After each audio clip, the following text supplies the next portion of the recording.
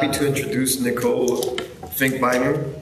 Nicole is the Associate Director of Institutional Relations for Rice University's Free Textbook Initiative, OpenStax, where she focused on developing and managing the relationships with faculty adopters and administrators. A graduate of Kellogg Community College, Western Michigan University, and Michigan State University. She worked in college relations for community colleges prior to joining OpenStax.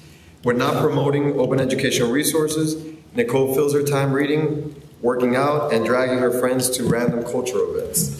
So I'm happy to introduce Nicole to present here today, and I also want to thank her and OpenStax for the work that they do. My institution is last year became partners with OpenStax, and she's doing a great job helping us expand our open textbook initiative. So with that, I want to welcome Nicole to the stage.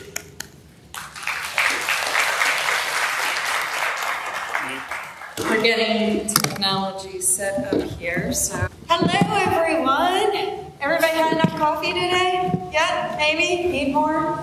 Not sure? Okay.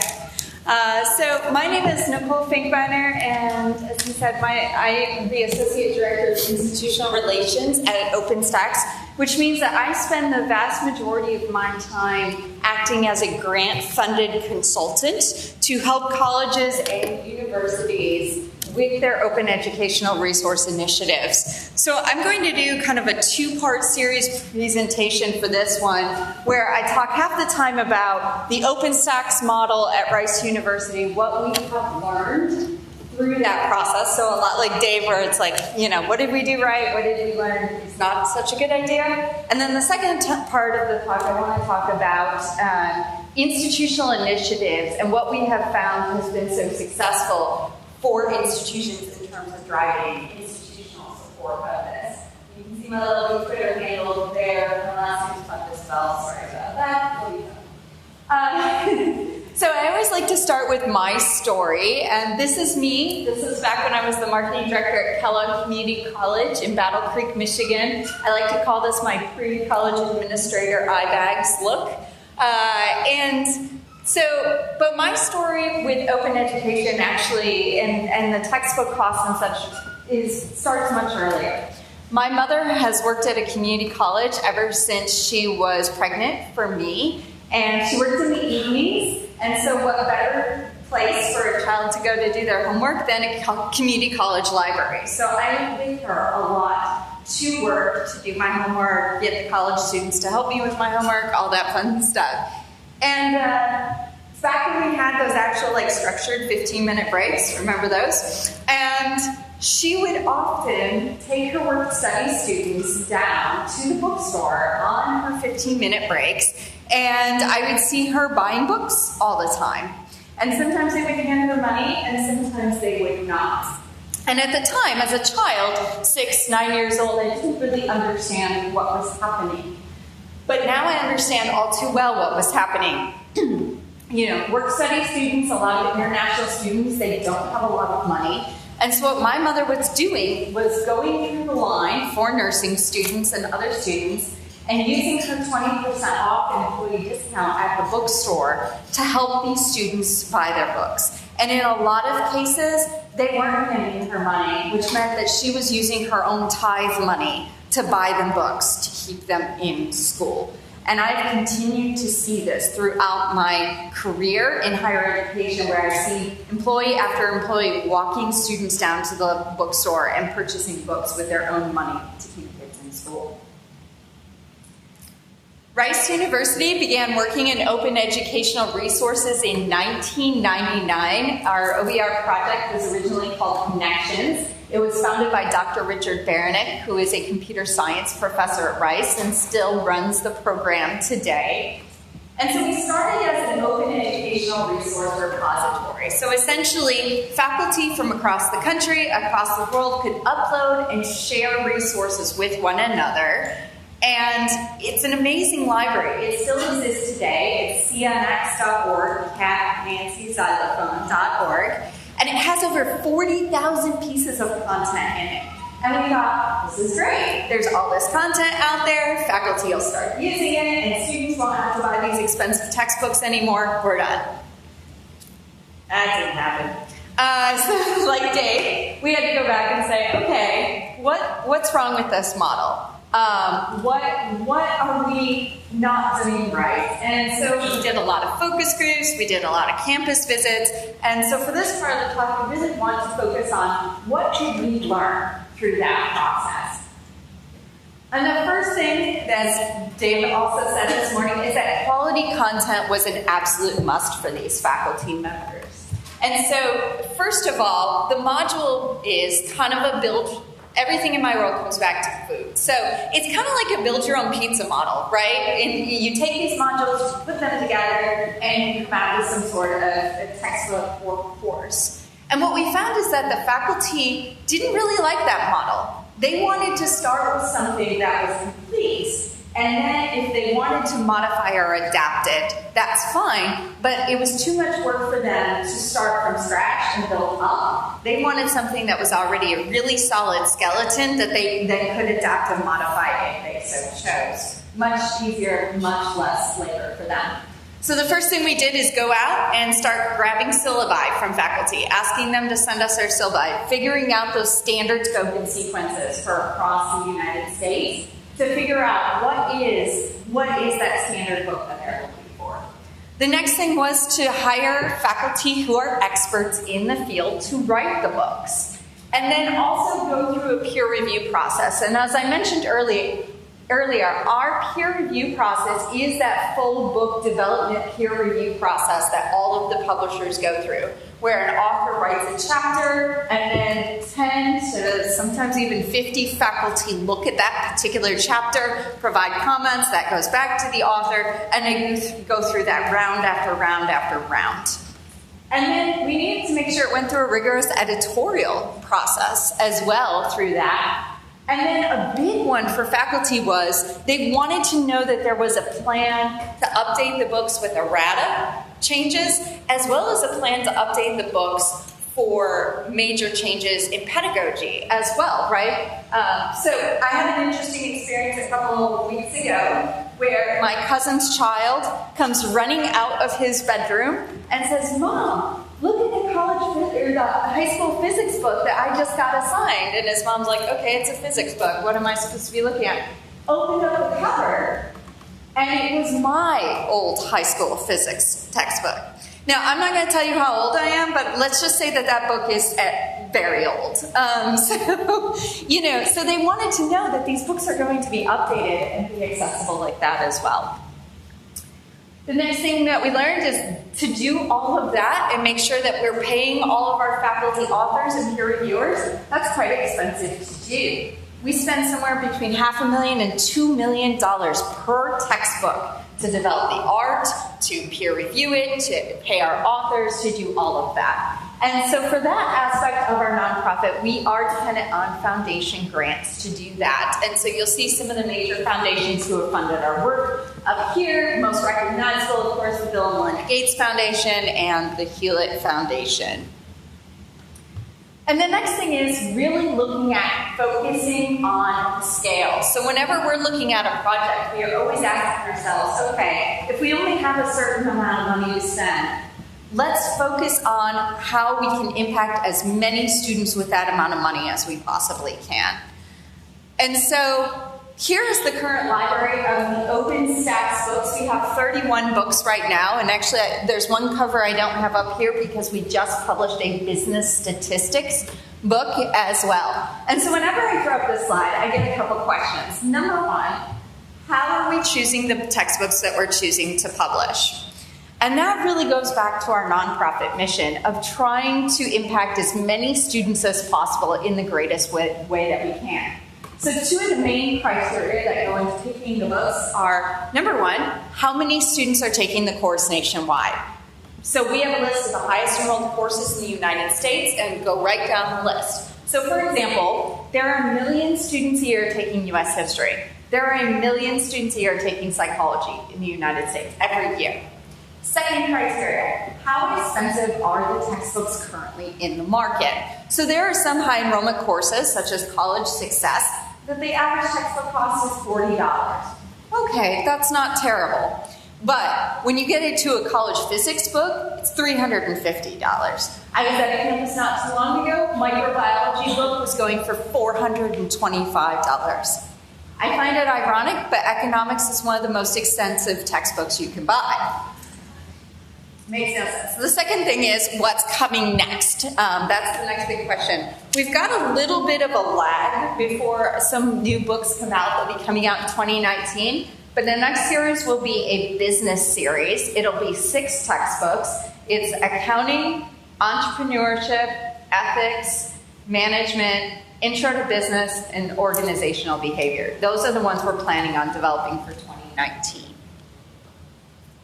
Another way to take a look at this is a way that Affordable Learning Georgia, the University System of Georgia, does this, where they took a look at what are our top 100 undergraduate enrolled courses, what are our e-core courses, our main core courses, and what are the open textbooks that align to those. And then they give out grants to faculty who teach those courses to transition to an open educational resource. And that's really helpful, right? Because again, they're starting with how many students can we impact in a short amount of time with a limited amount of money.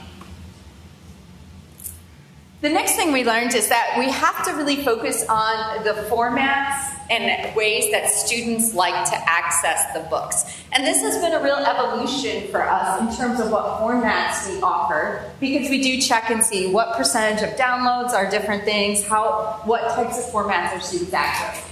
So what we've learned is, number one, students access the book a variety of ways. So it's not just them accessing it in one way. If they have multiple options, it depends on the device they have in front of them. They may have the print copy at home. They may have their laptop with them in class, so they'll use a PDF. And then when they're on the bus studying, they'll use the online version for their cell phone. So it's not just one format that students are regularly accessing. They're looking at what is the best format for this. So the formats that we currently offer: online view, completely free, no login, no sign-in required to access that. The students can immediately access it. It is a responsive design, which means it works very well on a Kindle, iPhone, iPad, Samsung Galaxy, all those fun things. PDF, also completely free. Students can immediately download the PDF. And I recommend whatever open textbook that you consider using or recommend to faculty, ask the students to download the PDF. Because number one, that PDF never expires. So students can always have their content, as long as they remember where they save it. But the second thing is it eliminates that my internet access went out, therefore I couldn't access my textbook excuse. We've never heard that, right? So I recommend always having the PDF because it never expires on them. We also have a free Amazon Kindle version that we were able to produce. We have an iBooks version. Now that one we do have to charge a small fee at $6.99 for, because we had to pay more to get that developed. But that is accessible. Students can use flashcards, highlight, take notes, annotate, all that fun stuff. The online view is the most accessible version. Interestingly, we hadn't planned on doing print copies, but 10% of students across the United States still opt to purchase these, and they want them. And so we do offer them, and I'll have these available back out on the table later, but they look like a textbook. And this is the funny thing to me. So we go to a lot of conferences, and I'll talk to faculty about using an open educational resource, explain that it's free and everything, and I'll be like, just look at the print copy real quick. Now, I want them to use the free versions, right? And I want them to recommend the free versions. But the reason that I do that is because of what Dave said, number one, is that I need them to take a look at it. I just need them to look at it. But I will tell you what happens at least once every single conference is a faculty member will open it and go, oh, it's in color. And I'm like, yeah, it's a book. So anyway, we sell these, depending on the thickness, $29 to $65. The thickness of the 65 is just ridiculous. They're on Amazon, as well as they're available in your college bookstore. And that is so important because if students have some sort of funding that they can use in the college bookstore, we want them to be able to use that, to be able to get one of these if they really want one of these. Now, students do have the right to print the PDF. That is, of course, a right as the CC BY license. But I will tell you, and I mentioned this yesterday, students have done that, and it costs them like $100, $140 by the time they take it to Kinko's or do printer ink. This is a lot less expensive. So that's another thing. The other great thing about doing these is we do make a couple dollars off these, which goes back into our nonprofit as sustainability income and funds the revisions of the books. But again, completely optional. The next thing we learned, you heard a lot about this, is that it needs to be sustainable. So the OpenStax Books Project is a completely sustainable nonprofit. And what that means is that while we do take grant funding to develop the books, once we have the books done, we can maintain them. We can do yearly errata updates to them. We can also do major revisions to our books. We can fund all of that. And that's based on the little bit that we make off those print copies, the fact that we're a really tiny nonprofit with no salespeople and no comp copy process or any of that. And also our partnerships with various homework and technology partners.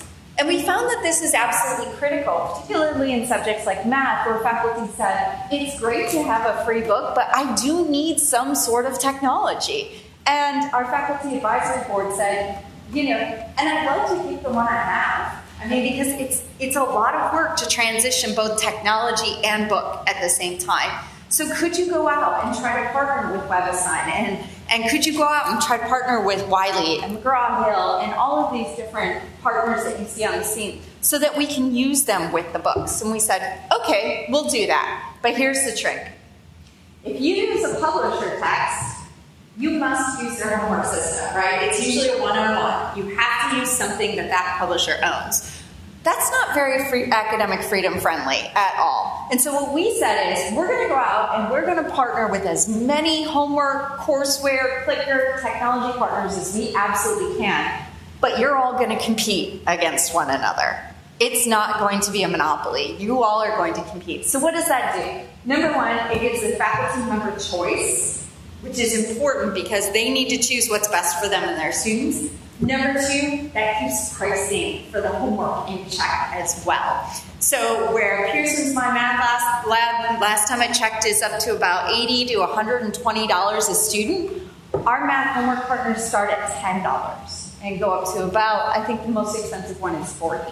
So not only are the students getting the book for free, but if they do opt to use a homework system, it's a lot less as well. And then as I heard earlier, faculty need more than a book. And so what we have done is we have also used grant funding to develop some very basic ancillaries. And I will tell you right now, they are basic. And anybody who asks me, I will tell you, they are basic. But they're available. They're things like PowerPoint slides, pronunciation guides, solution manuals, test banks. Those are available. Now granted, I keep saying that you don't need to sign in. Faculty do need to create an account for test banks and things like that. Obviously those we want to keep protected. I used to double check all the faculty. Now someone else does that. So if you ever want to hear fun stories of students trying to get a hold of those, call me later. And I'll gladly tell you that. And it's working. So as I mentioned earlier, again, our goal was to create something, canonical versions of textbooks that then can be used across the United States and maybe even the world at scale so that each school isn't independently reinventing the wheel, because that's not very efficient. So we're up to, and just this morning I saw we crossed 5,000 different schools utilizing the OpenStax text. 1.6 million students per year are using the OpenStax text currently in the classrooms.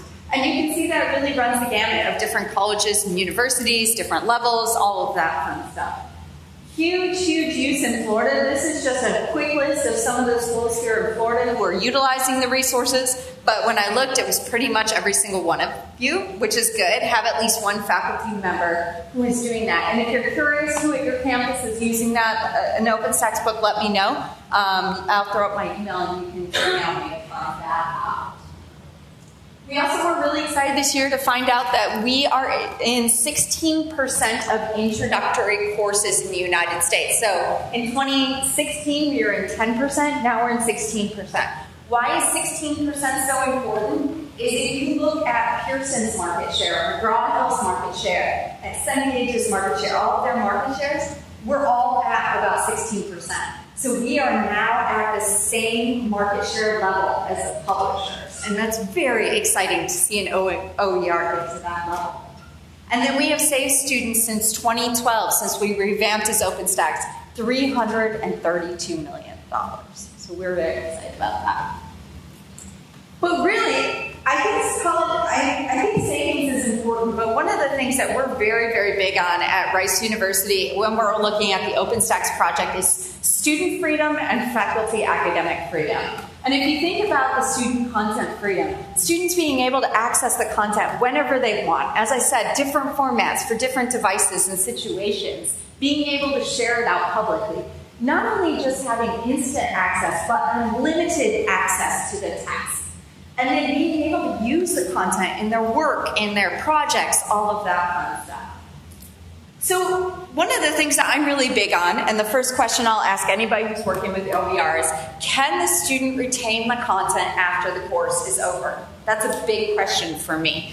And the reason I'm so big on that is because it matters. Number one, courses span multiple semesters. So if your students have some sort of access code or something like that, they typically have to pay multiple times for that. And watch those, because I have went to colleges and universities, bookstores, and seen an access code for 12 weeks for a 16-week semester.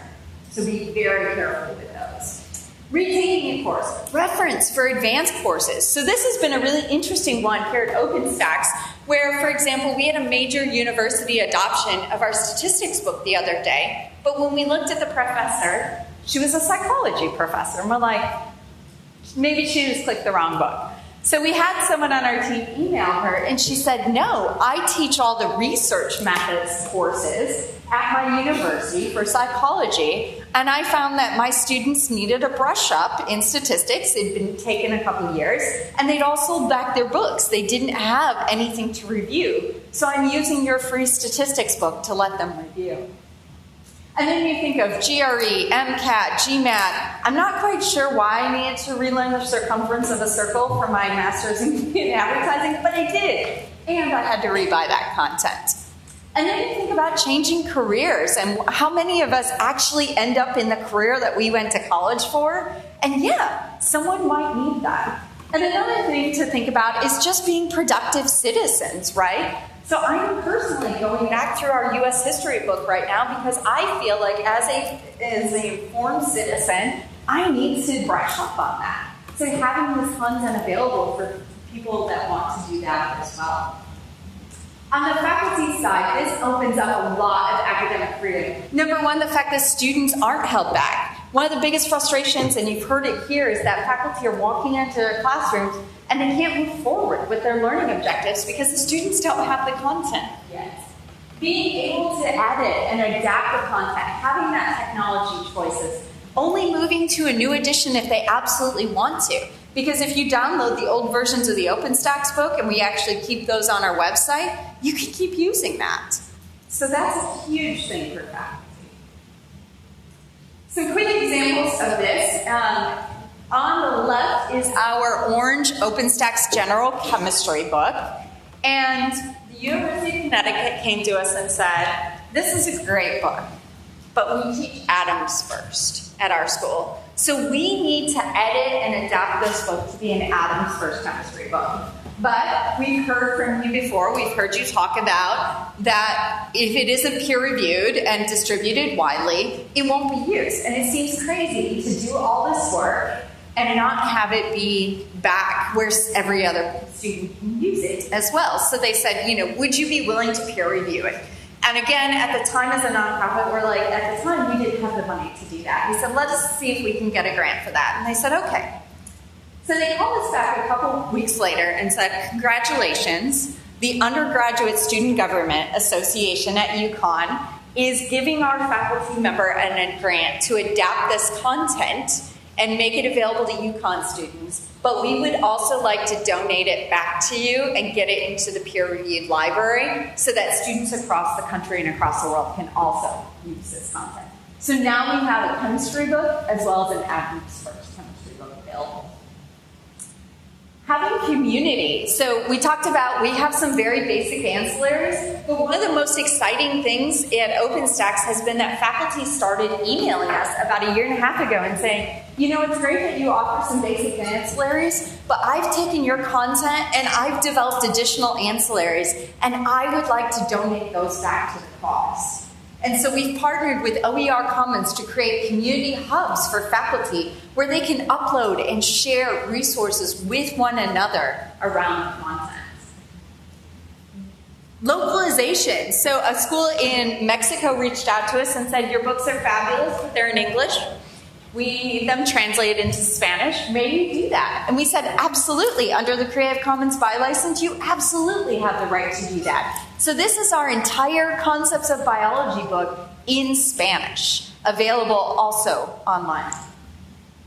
And then you think of YouTube videos and flipped classrooms and all of this stuff. This on the screen right here is just a physics faculty member doing a reading of our textbook as far as a reading guide to help their students learn how to do this. Now let's be clear. With copyrighted content, this is illegal. You cannot do this. But with open content, you absolutely have the right to do this. Now I want to flip sides on you and talk about the coaching work that I do with institutions. I run a national institutional partner program. And in this program, I worked with 177 colleges, community colleges, and universities on their institutional OER initiative. And so I really want to talk about what are the things that work in that initiative. The first thing is that you need a leader. Whenever I go to a campus and I see that they're really struggling and they ask me to come and find out why they're struggling, the first question I'm going to ask is, who is the leader of your OER initiative? Who is the person who is held accountable for this initiative to be successful? And I know we're in trouble if I see a lot of this, right? You need one person or a co-leader to be your leader of your initiative. And I recommend someone who is highly respected by faculty, viewed as a peer by faculty, and someone who can dedicate the time to this. This is a big lift for faculty or staff to do this. And so the combinations I've seen are most effective is I do recommend that you have a faculty member, as Tidewater mentioned, as one of your leaders or your co-leaders, whether you give them leave time to do that or whatever. And then I like to see them paired with either someone in the library or someone in your Center for Teaching and Learning as the leadership of your OER initiative. Did I skip a slide? Maybe I did. Okay, but the other thing is that you want to make sure that everyone is involved. So you want your faculty, a senior administrator, you want someone in your bookstore involved. Bookstores are not the enemy. We found that they're very, very interested. Accessible services, you want student success, all of those different groups involved as well. The next thing is that you want to make sure that you are being proactive and persistent. This is something, when we talk to schools who are very successful, the first thing their faculty say is, oh my gosh, I swear I can't hear the end of OER. Yes, that's what we want to hear. So one of the big things that I find is really important is to move to what we call direct tactics versus indirect tactics. And so this is where you are actively going out and it results in a faculty member saying, yes, no, or I'm interested, tell me more. So this is you talking one-on-one with a faculty member to get that information. And so for these, you should be able to track how many faculty did you talk to that said they were interested, how many faculty said yes, and how many new students did that impact. Indirect tactics are more the if you build it, they might find it model. And I think these can be a part of your OER initiative, but should not be your focus. And so this is things like having a display of books, having the books on reserve in your library, things like that where you're sending out emails where you're not asking for any feedback from the faculty. Anything where you're not getting faculty who are coming back to you with some sort of answer, that's what we're considering an indirect tactic. So in terms of working with all those schools, what works and what doesn't work? Well, the first thing that works is the most, by far the most effective, is literally going to a faculty member's office, having a one-on-one meeting with them, and doing what David mentioned, which is take one of these, go into them and say, hey, I found this open educational resource, and I was wondering if you'd be willing to take a look at it and let me know what you think of it. Would you be willing to do that? That is by far the most effective strategy out there. Doing presentations during department meetings is a big one. Now, why am I saying during department meetings? Because of all the meetings that faculty are supposed to show up at, they're most likely to show up to that, right? And the chair or the department dean giving you the floor to talk about OER is somewhat of an endorsement, right? So I recommend going in, doing a 20-minute quick spiel on OER, and particularly the student cost, the academic freedom, the student freedom elements, and then physically hand them a list of open educational resources in their subject area. Now, I know a lot of you have LibGuides. I love your LibGuides. I use them constantly. For this, if you are walking into a chemistry department, hand them a list of chemistry OER and follow that up with an email that shows chemistry OER. Make it as simple as possible for them to take a look at that content. This works particularly well if you're announcing grants or something like that. Some of the schools did say that if there's a curmudgeon in the department, that can really help to be like, and there's grants, and that kind of overrules that. Obviously, adoption grants are a great, effective strategy as well. Presentations during faculty convocation as well as orientations can be very helpful. And we mentioned this earlier, while you don't want this to be a top-down initiative, you do need a senior leader to be willing to endorse the initiative and support the initiative and be vocal about that. And again, we coach the senior leaders on how to do that, make sure they never say mandate or you will do this or anything, but to say open educational resources are important to us, and I 100% will back you if you want to switch to one. And that's that one. And then OER review workshops, which is the Open Textbook Network's review workshops. Those can be a really effective direct tactic to encourage faculty to adopt OER. What doesn't work? Standalone workshops and OER presentations didn't work well for the schools in the program, partially because they had a really hard time getting people to attend, honestly.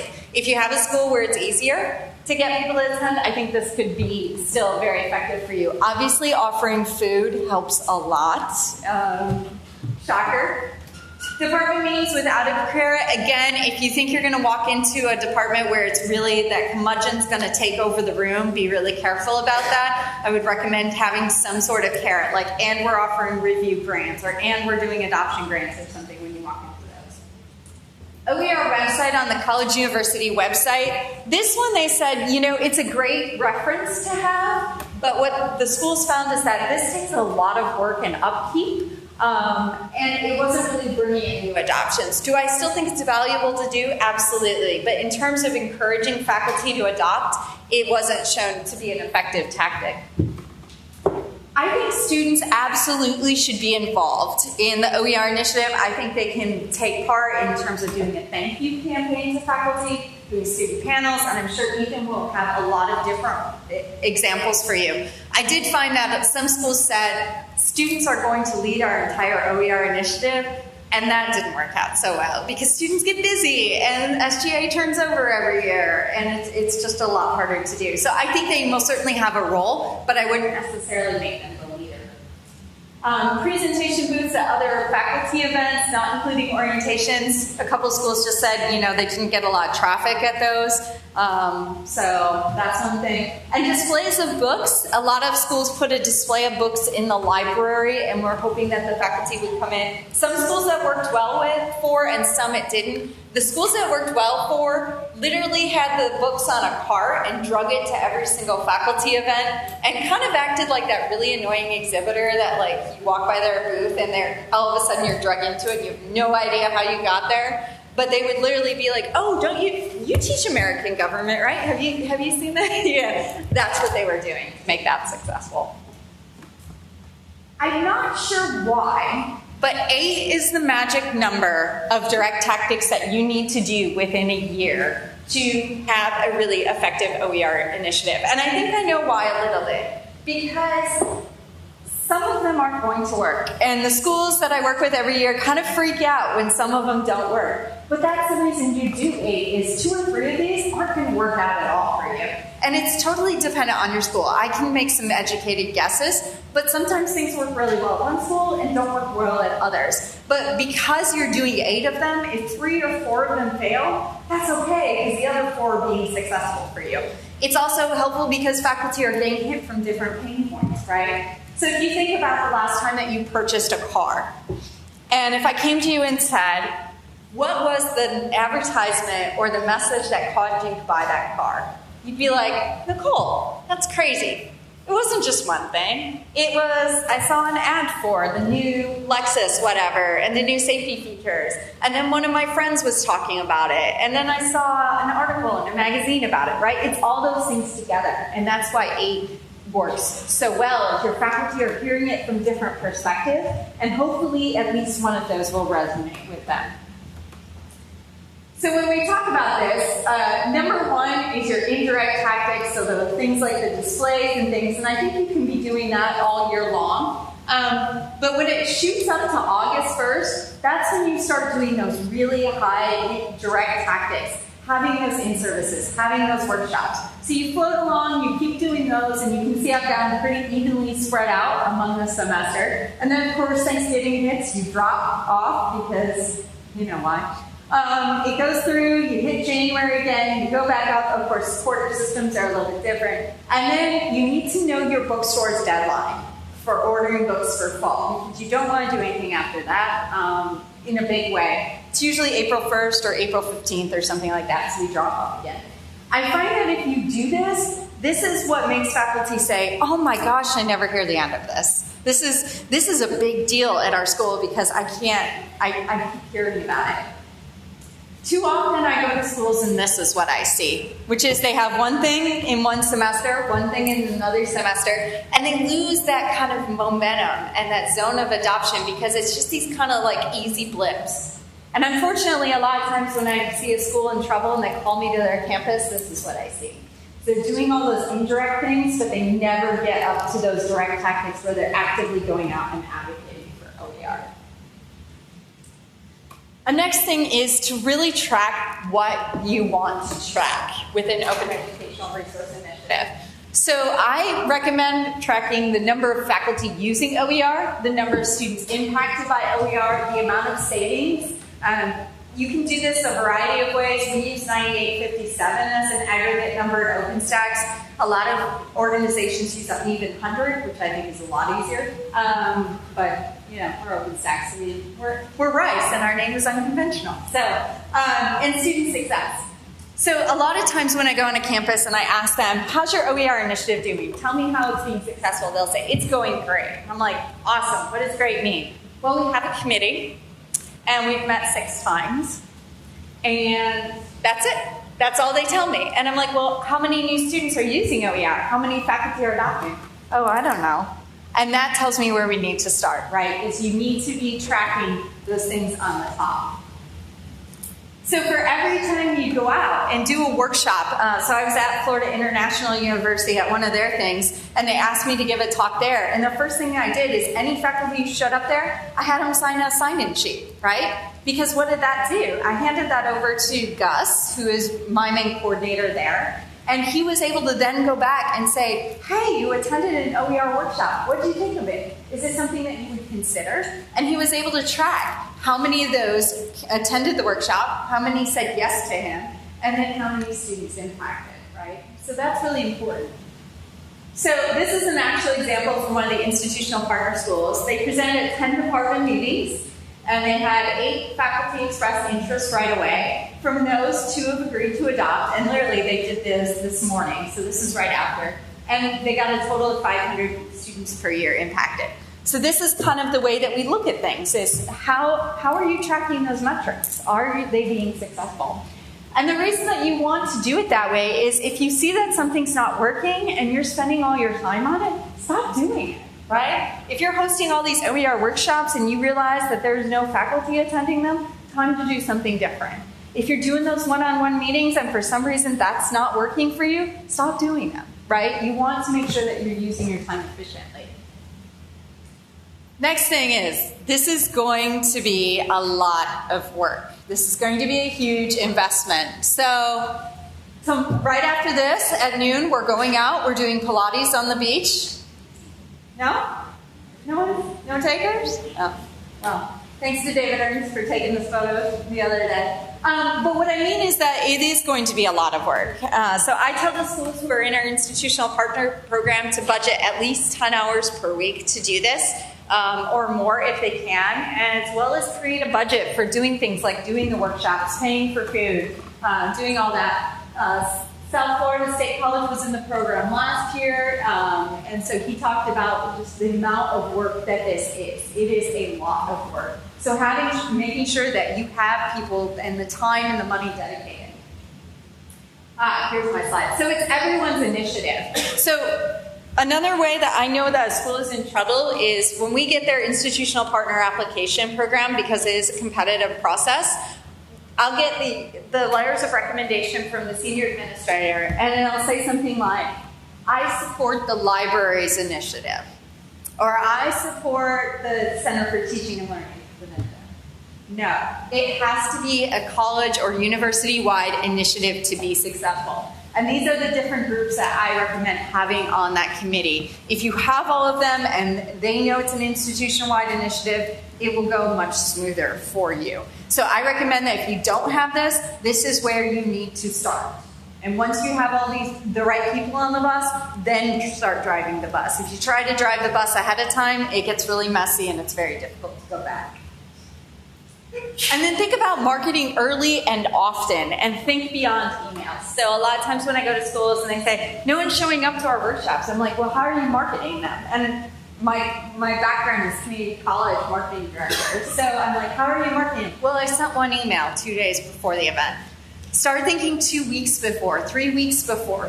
Put out door hangers if you can. I know some campuses can't. Faculty bulletin boards, emails, all different things. Ask the department chairs to send the emails, or ask the provost to send the emails, because they most certainly open those, right?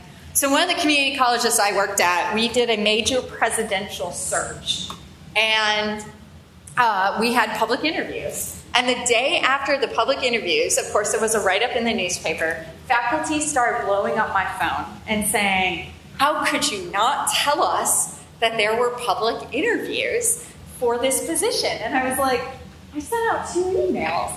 And so I went back to our IT department and I said, can you just tell me, I don't want to know who opened them or not, that's scary, but like, how many people opened that email? How many people opened the emails where I said, presidential search, public hearing? 23% of employees open that email, right? So think beyond your emails. Think beyond that for sure.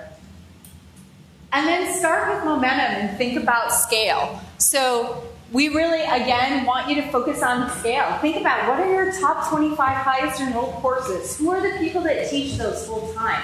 Those are the faculty to start the conversations with, because most likely there's books in either Open Textbook Library or OpenStax or somewhere else that has those resources. And if you can get one of those faculty to adopt, it could easily be 1,000 students a year very quickly. And then word could spread from there. And think about starting with easy wins and impacting students now. So we recommend that you start with adoptions, because those are the easiest ones for faculty to do. And then you'll start to build up those faculty advocates, right? Which are important things. Once faculty start adopting those, then go to adaptations where, okay, yeah, you're not teaching this particular subject, but if you adapted this book, you could use it. And then think about creation, because it kind of goes on, you know, not a lot of time, not a lot of barriers, to more time and more barriers as you move that. So I would be remiss if I said you should be tracking your outcomes and then I didn't show you ours in terms of what we've learned. So if you do all this, if you do the direct tactics, if you do the 8 of them, if you make sure you have that zone of adoption, you make sure you have the right task force, all those amazing things. The schools that went through this program last year, they averaged 150% increase in OER adoptions in 1 year.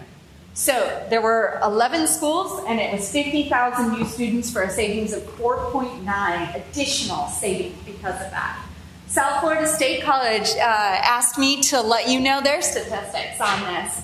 since they couldn't be here today. So they're a smaller school, but they increased 588 students, which for them is a big increase. They saw $58,000 in additional savings, and they won a Chancellor's Best Practice Award for their OER initiative that year. Questions, comments? That was a lot to dump on you. Takers for Pilates.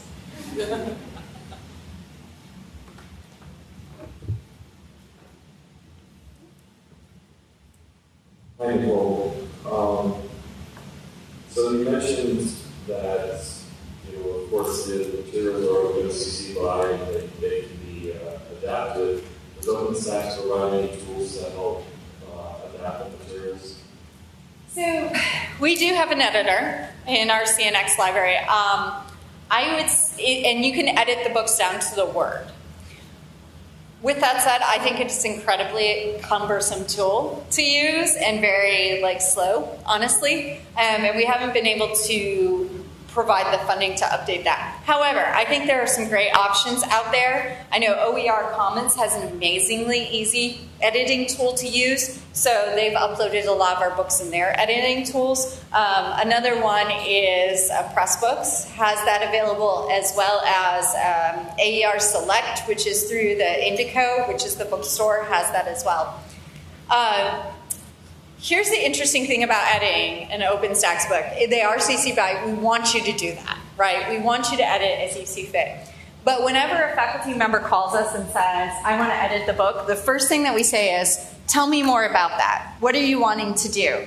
Because what we find with the average faculty member is they've been trained by the publishers that if they just cut 3 chapters out of this book, it can be printed at a lower cost and students will pay less. Well, number one, that's not true, because once you do create a custom edition, it generates a new ISBN, which means that pretty much every student has to buy it new.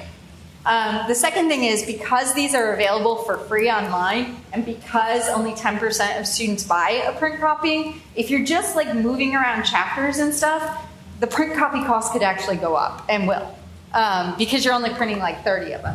But there are ways, if you really need to edit it down to the word and do that kind of work, there are ways to get it printed very inexpensively and be able to do that, but it just depends on what you want to do, what is the best tool for that. So, yeah.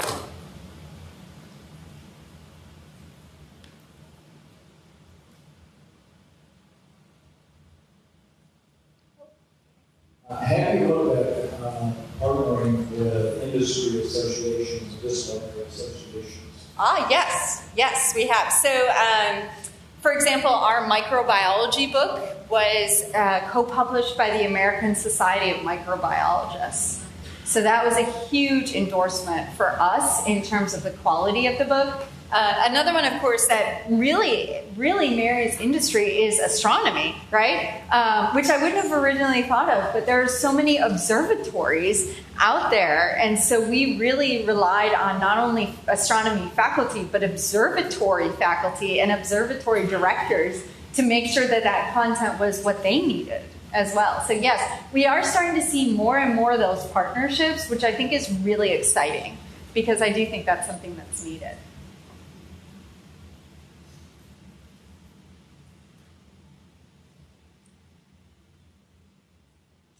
I just was curious about the process of how you get people to write books. Yeah. And where they're coming from and all. So we go through the full recruiting process where we go out and look at faculty members' credentials and such. So we're looking for, it depends on the subject, but we're looking for about 5 senior contributing authors whenever we go out, and about 50 peer reviewers per book. And what we really want to make sure that we have is representation from a four-year universities, private universities, and community colleges, right? Because we're really trying to make sure that we meet that standard, scope, and sequence for the course. So most of the time we are going out and actively recruiting authors and reviewers for that. I post a lot on the OER listservs when we're actively recruiting to see if faculty will approach us. But a lot of it is us going out. Now, we have been really fortunate in the last couple of years that as we have grown and people have learned what Rice is doing, we have had some big authors come to us with books that have been released back to them, the copyright, and then we're able to take that and then peer review it and send it back out. So for example, the only book that isn't CC BY is our calculus book, which is CC BY non-commercial share alike, but it's written by Gilbert Strang at MIT. So whenever someone's like, oh, these books aren't great quality, I'm like, Gilbert Strang, MIT, really, so that's what we're doing, but we're constantly doing that. So we also, I know our editorial director, I was telling Marilyn earlier that if we get a faculty member who is really, really critical of our books, and it's something that we have coming up for a revision, we're like, so, since you're so passionate about this, how would you like to work to make it better? So we look at that kind of thing as well as who's submitting errata and things like that, and so that we can engage the faculty who are most passionate about what we're doing as well. This side of the room's awfully quiet.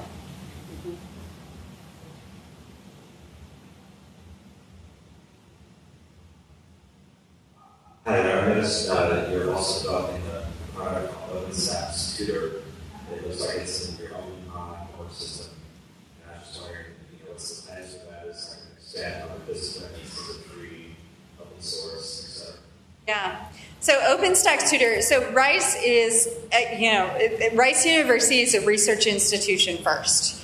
And that has always been a huge focus for us, is the research around open resources and learning and things like that. So we have developed a program called OpenStax Tutor, which is in beta format right now. And it is a research project where we're looking at, can we move the dial on student success through what we know about cognitive science as well as space practice and machine learning, taking Dr. Baranick's research in that. So what it does is, say, for example, a student is in chapter 5 of a physics book and they're using the tutor tool, it'll pop up and it'll start asking them questions about chapter 5 to gauge what they know and what they don't know. So essentially an adaptive learning process. They start with an open-ended question that students have to enter in, because the studies so far have shown that that is better in terms of recall and retention if a student has to enter an open-ended question. And thankfully, to machine learning, we can totally tell if they're typing in gibberish. So we can warn them at that point. I wasn't allowed to give input on what we put because I'd be like, hey, that's gibberish. No. But so they do that. Then they're presented with a multiple choice question. And that's the closest. At that point, it acts more like an adaptive learning, where it adjusts to what the student knows and doesn't know. But then there's also this research about space practice. And the fact that if a student is in chapter 5, you need to keep asking them questions from 1, 2, or any other chapters that they've been asked about to keep them that retention up. And so we have this for 3 books right now. It's in beta format. We're charging $10 a student, which essentially just covers our engineering costs and the server costs, honestly. But we're looking at the research in that. In terms of what the research has shown, we partnered with groups or schools such as Salt Lake Community College and the University of Georgia to run the program in their courses, and students were performing better on a standardized test when compared to a control group by doing that space practice and by doing the cognitive principles through the tutoring program. So that's where it stands right now. And it lives in the ecosystem, meaning that if you go to, for example, sociology is one of the books that we have the tutor around. It is one of the, I think, 10 homework options, and we show it no favoritism. So it's an option, but faculty most certainly don't have to use it.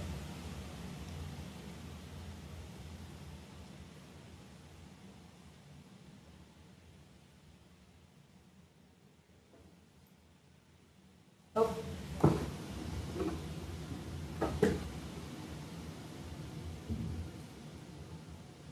I just wanted to say that an advocate I am in OpenStax. We use the biology books and physics books. I love chemistry and first. So if anybody's hesitant, come talk to me because they're terrific books and well reviewed. I like chemistry in particular because the students can follow it. All the content is there, and we can pick and choose what we I think it's terrific. Yeah, sure.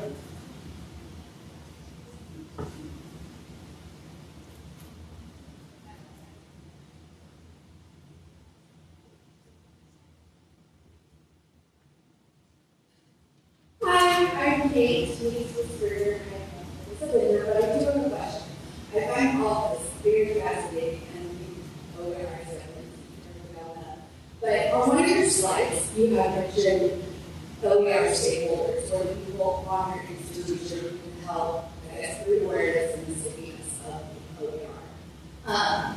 It starts with faculty, have administrators, librarians, instructional support, one senior administrator, bookstore, and then disability services. I don't know what that means. I know above that what all of the stakeholders do. But how would you promote OER with the disability services department on their campus? Or how does it limit itself to? Yeah, that's a great question.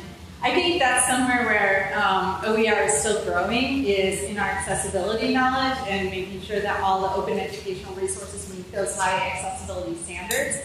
And I think the disability services, or whatever it's called at particular campuses, can be really helpful in terms of assessing content for faculty and helping to ensure that when it's ingested into an LMS or however it's presented in the course, can make sure that it meets those standards.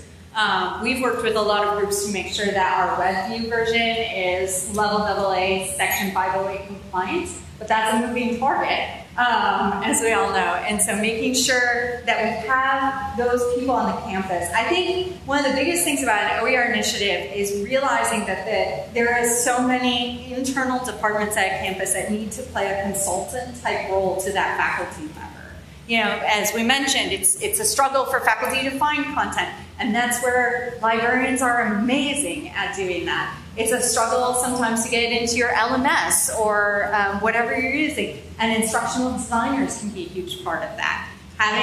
Wanting to rework their entire course, that's obviously instructional design center for teacher learning, and making sure that it's accessible to students is a big part of that. One of the most fun emails that I like to get is I will get this form letter from a school that is from the Disability Services Office, or again, whatever they call it on a particular campus. And it's like, you should provide the free PDF to me because we have a student. And it's their form letter that they are used to sending to publishers to say, like, please give us the free PDF because we have a student who needs that. And it's so fun to like call or email them back and be like, guess what, it's free. It's really free. You can just download it right now. So yeah, I think that's a huge part of it.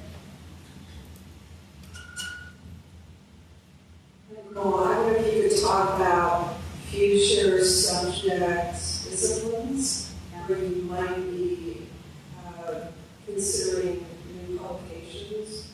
On our campus, we have anthropology professors who are really interested in OpenStax. Yeah. Yeah, so the next series that's going to come out in 2019, and again, it's a little weird for us because usually we publish 2 to 3 books a year and do 2 to 3 revisions a year. We are going to come out with revisions. The next revision to come out is Biology 2nd edition, which is our bio for majors book. But then we are going to see that gap because the business books, we're doing 6 of them together, right? Because it makes sense to do that. After that, we'll continue to look at the market and what we think will be the next positive subjects to develop. And a lot of it is, do we continue to kind of do what we've done, which is have 1 book in each subject area? Or is it better to do what we call a vertical, where it's like we have, right now, we currently have pre-algebra in math all the way up to Calc 3. So do we impact more students by staying in 1 subject area and doing the depth of that subject area? Or do we impact more students by doing 1, 2 books in each subject area? And so we're currently running those numbers and continue to run those numbers to figure out what are the next books that would be the most impactful that we think. But it's always a guessing game at that point, yeah. So we have a list of, I don't know, I think it's like 100 books long that we'd like to develop. And then we actually, a lot of people think we have the money already. We actually go out to a foundation and say, hi, Bill Gates Foundation, we want to develop a business series. Will you fund it? You know, and then they say yes or no. So that's how that works. Okay. Ladies and gentlemen, please sit down.